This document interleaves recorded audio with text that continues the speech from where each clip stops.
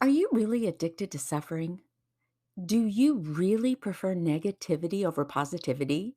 And are suffering and negativity physiological? In other words, does your body crave suffering and then your emotions and feelings and behavior simply follow suit? Is cortisol, that stress hormone, really more addictive than nicotine? On the Choose to Think podcast, I will encourage and empower you to engage and optimize your best thought life in practical, meaningful ways so that you can live day by day in joy, peace, and God's purpose despite all externals. This is Victoria, and welcome back to the Choose to Think podcast. I'm so glad you're here. Are you so comfortable feeling icky and crappy? Hope that's okay to say, that it's all you know, it's all you want to know, and it's all you hope to know? Does experiencing joy really make you feel vulnerable and exposed? Hmm, Great questions, huh? Well, I recently listened to a fascinating Cathy Heller podcast with Neil Pasricha. I don't know how to say his last name. But before I go further, please know that I'm not endorsing either of these individuals personally or professionally. To my knowledge, they're not Christians. Kathy, I know, is Jewish, and I'm not sure about Neil. Nevertheless, they are both brilliant in so many ways. They are well researched and have a lot to contribute to the discussion of the importance of taking thoughts captive. I love so many aspects of their work, but I tune out the parts that don't reflect God's truth and biblical principles or that are secular or worldly based. In their conversation, in this one podcast episode I was listening to, they spoke of the negativity bias and how, as a species, our brain wants to keep our bodies safe, literally. And this causes us to play it safe in life in a general sense, to back away from anything that is novel or new or curious that may give us joy. They suggest that we are so used to playing it safe and enjoying feeling like crap, that's their word, that anything else feels horribly uncomfortable. Do you buy that? Okay, so I'm now going to share 7 takeaways from this episode that I listened to. And the seventh one is the one that's going to make a great segue into Psalm 50, our target psalm for today.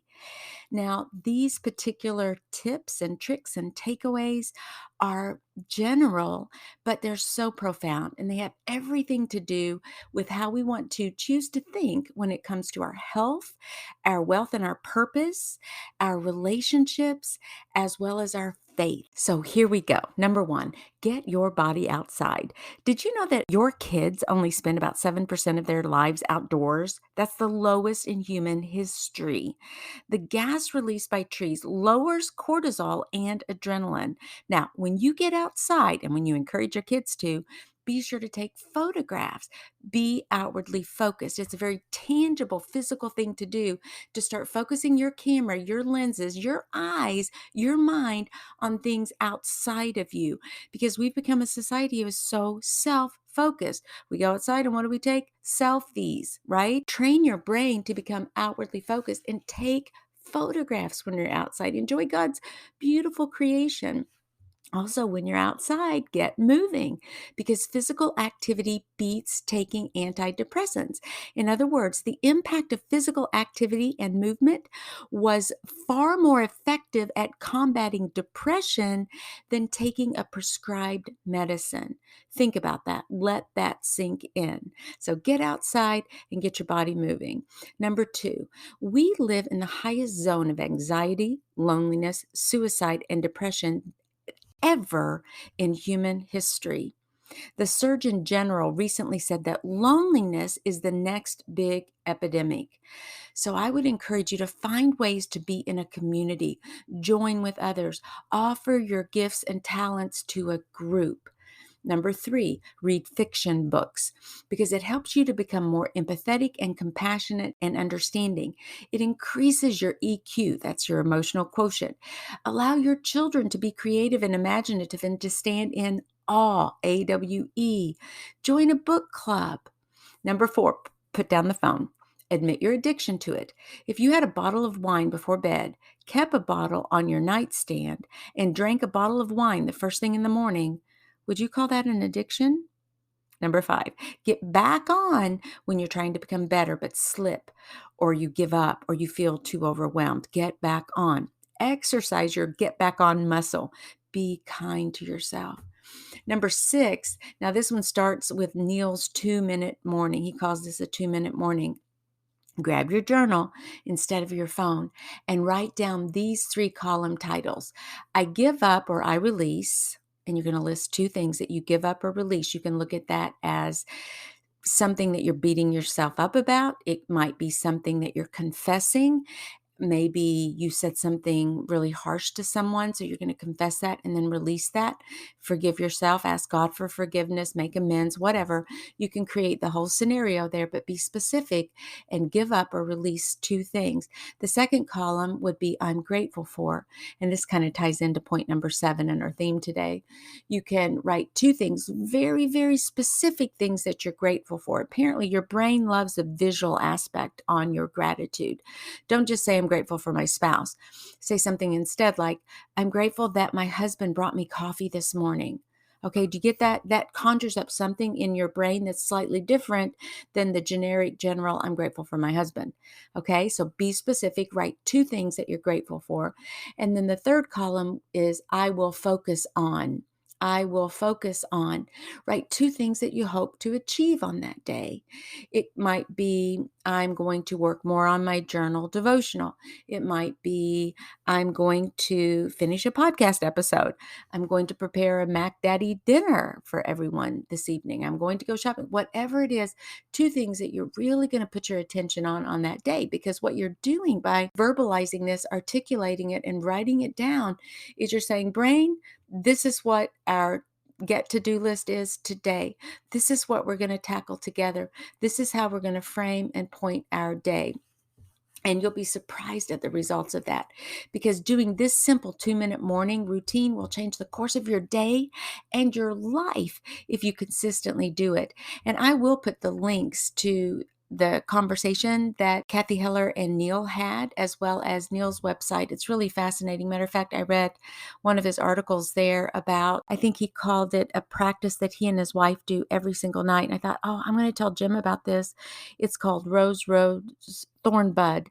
And what you do is you, as you're going to sleep, and you could do this even with a friend, you do a rose, and that would be something that happened that day that was really meaningful to you and that you're so grateful for. And then you share, each of you share, and then you do another one. So it's rose, rose. And it's something beautiful, something that happened that day, something that was remarkable. It could be simple. It doesn't have to be extraordinary, but something that happened in your day that would represent a rose, something beautiful, something awesome and nice and lovely. So you do rose, you each share, rose, you each share, and then you do a thorn. And a thorn would be maybe a goof up. Maybe you didn't get all the stuff done that you wanted to get done that day. Maybe you did bark out at somebody. Maybe you did cut in line. Have you ever cut in line? Or maybe you did take the advantage, like on the pickleball court. Sometimes I so badly want to play, and I'm thinking of myself that I'm like, okay, how can I get in? I need to tell even Jim, I'm like, okay, we need to arrive at least 10 minutes early because everybody's going to come at 4 and only 4 people get to play at first. So I want to be among the first. Oh my gosh, I hate to even say that because it sounds so selfish. It is. Those are things that might be a thorn. So rose, rose, thorn, and you each share 2 things that you kind of would like a do-over on, and then bud. I love the way Neil did this little analogy. So the bud would be something in your life in the future that you're looking forward to, like, gosh, I can't wait to spend time with the grandkids making Christmas cookies this year. That's going to be a bud for me in the future. And isn't that lovely imagery? You think of something that you're growing, something that's going somewhere in the future, something you're investing in, something that you know will develop as you go. I just absolutely love that. So, matter of fact, after I heard the interview with Cathy and Neil yesterday, I went to his website and discovered some of those things. So it was just so much fun to be there. I think you'll really love him, or at least parts of what he actually shares. and that you'll find quite beneficial. So you want to start with what he calls the 2-minute morning. It only takes two minutes. So you do I'll give up or I'll release, I'm grateful for, and I will focus on. And that would be for your day that day. And then the last one, number 7, is gratitude. Neil called it a bicep curl for your brain. I love that. He quoted a study about a group of people who wrote down 10 items they were grateful for each day versus a group of people who wrote down items of hassle and frustration. And then at the end of 10 weeks, those who had kept a gratitude journal were happier and physically healthier. He emphasized that if you are keeping a gratitude journal, research suggests that you must be specific. Don't say something like, I'm grateful for my spouse. I mentioned this a moment ago, didn't I? But rather say, I'm grateful that my spouse cut the grass yesterday. I'm so grateful that my mother called because it was just at the right time. I needed to share something with her. This type of specificity riles up a part of your brain called the amygdala. Now, the amygdala is known as your, quote, emotional brain. It integrates emotions and emotional behavior, and it sends the fight-flight signal to the hypothalamus. Visualizing the specific reasons you are grateful will activate the areas of your brain, these particular ones, and help your brain to grow. Okay, so this is the segue I'm going to use to drive home the point about giving thanks. Thanksgiving, praise, sing, bless, those words are used hundreds of times in the Bible. Now, this is what Charles Spurgeon says, and he's referencing Psalm 50, our Psalm for the day, and he says, praise is the best sacrifice. True, hearty, gracious thanksgiving from a renewed mind. Oh boy, that caught my attention. It's not the lowing of bullocks bound to the altar, but the songs of redeemed men are the music which the ear of Jehovah delights in. Sacrifice your loving gratitude, and God is honored. And he quotes this, and to him that orders his conversation aright will I show the salvation of God. He says, holy living is a choice evidence of your salvation. He who submits his whole way to divine guidance and is careful to honor God in his life brings an offering which the Lord accepts through his dear Son. And such a one shall be more and more instructed and made experimentally to know the Lord's salvation. He needs salvation, for the best ordering of the life cannot save us, but that salvation he shall have. Not to ceremonies, not to unpurified lips is the blessing promised, but to grateful hearts and holy lives. And that makes a good division of this psalm that we're going to read. You're going to see that it's talking about having grateful heart and then leading a holy life. And I think, the word sacrifice, sometimes that's a negative to me in my brain. I'm like, oh, I feel like I sacrifice. Like I can't give anymore. Like it's the last straw. But here, God is talking about a sacrifice of praise and a sacrifice of thanksgiving. Is it always easy to do that? No, but there is extreme and great reward when you do. God loves that. He loves that your mind is turned to Him. He loves that your mind is looking for things in your day for which to be grateful. I just saw a Dave Ramsey video today about telling how if you own a car and a home, and if you make an average income, I think it was something like $24,000 a year, that you live in the top 1% of the world's population. And wouldn't you count that as rich? Yet sometimes we think, oh, I don't have enough money. I'm comparing myself to all these people who do. I don't have this. I don't have that. I want. I don't. And it makes us so extremely, extremely unhappy when really we're among the wealthiest people who walk the face of this earth. We've got to shift our focus. We've got to come back and understand just how much God has provided for us and to us and what He has done for us. And that shift in our attitude and our focus is called one of thanksgiving, one of gratitude. And God loves it when you do that. He loves it when you thank Him, when you look for things in your day for which to be grateful, when you notice those small things.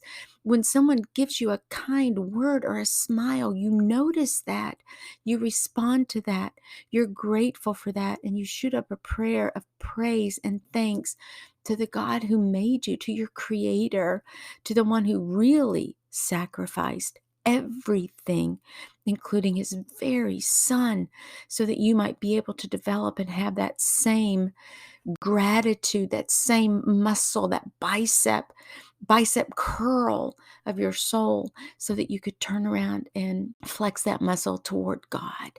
So, it's just so good, so good. I wonder, are you grateful? Are you living a holy life?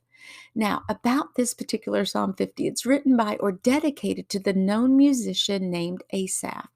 You'll see about 12 of the Psalms, of the 150 of them, that are in his name. This Psalm 50 is where the Lord summons all the earth to listen, and it's basically divided into 4 sections. God tells us the type of worship he accepts. He accuses the ungodly of their ungodly behavior. He speaks threateningly of what he will do as a result. And lastly, he graciously guides the listener. Now, Tim Keller divides the psalm into a demonstration of 2 types of religion. He says superficial and hypocritical religion. Let's listen to the psalm, and I'll meet you on the other side with a special prayer from Dr. Keller so you can make a practical application of this psalm to your life in another way.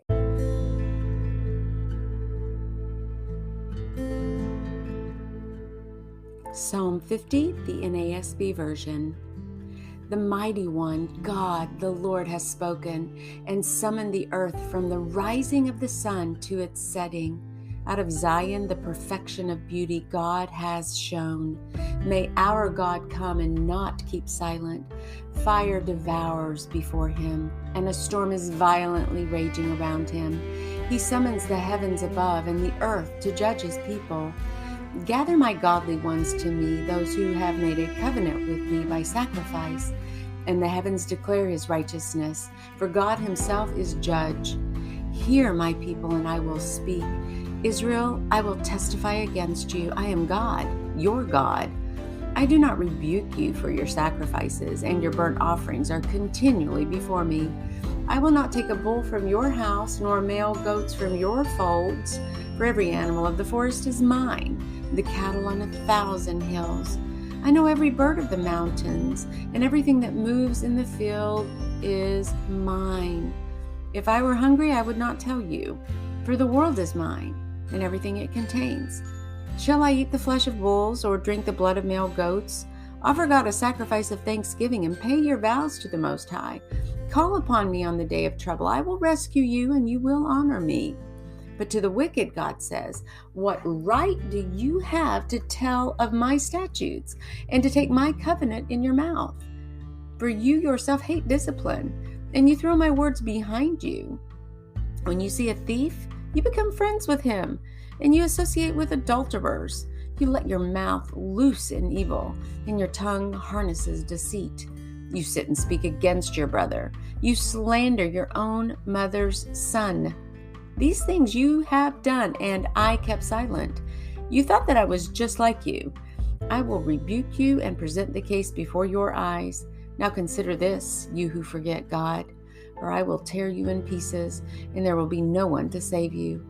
He who offers a sacrifice of thanksgiving honors me, and to him who sets his way properly, I will show the salvation of God. And this is the word of the Lord. To summarize the lesson for today, I'm going to recap those 7 points, those general tips to motivate you for change today. Number 1, exercise. And if you want a list of 14 things you can do today in forms of movement, go back to episode 4, part 4 of the Brain Power series that dropped just this past Monday. It's all about exercising your brain. Get outside, because movement and fresh air will help you change your perspective, and it will beat depression. Number 2, find ways to join others and stay in a community. Start a book club using the newly revised Choose to Think devotional.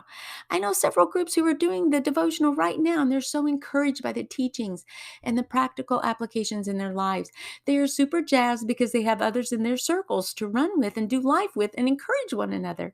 Don't miss this devotional. It's on sale right now through December 15th, $12.99.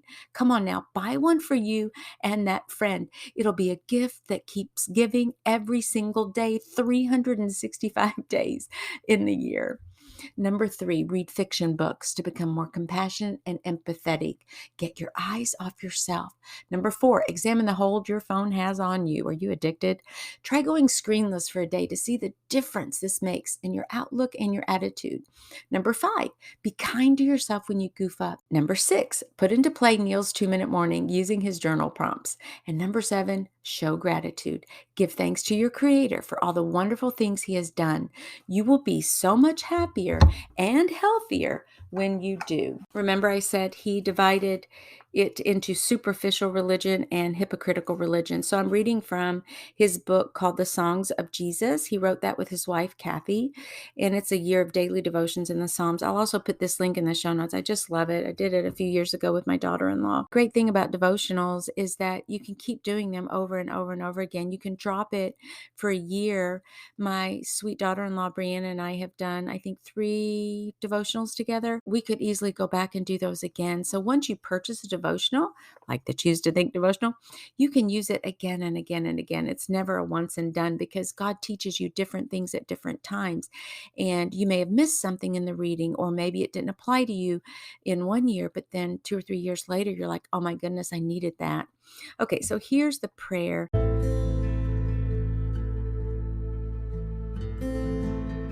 Lord, I cannot give you anything without remembering that both the thing I am giving you and even the desire to give it to you are both from you anyway. I can never put you in my debt. Because of what Jesus did, I am not my own. I'm bought with a price. Let that insight rid me of all grumbling and self-pity. Also, Lord, I may not be committing theft or adultery, but my tongue does gossip and shades the truth. I confess that I am simply not changed enough by the great truths of the gospel that I profess to believe with all my heart. Show me the specific gaps between my faith and my practice, and empower me to close them. Amen. And friend, if you can think of anyone who would love this episode, would you please share the link with them? Would you just tag me on social if you share it on social media? I would give anything if you could write a review for me on Apple Podcasts.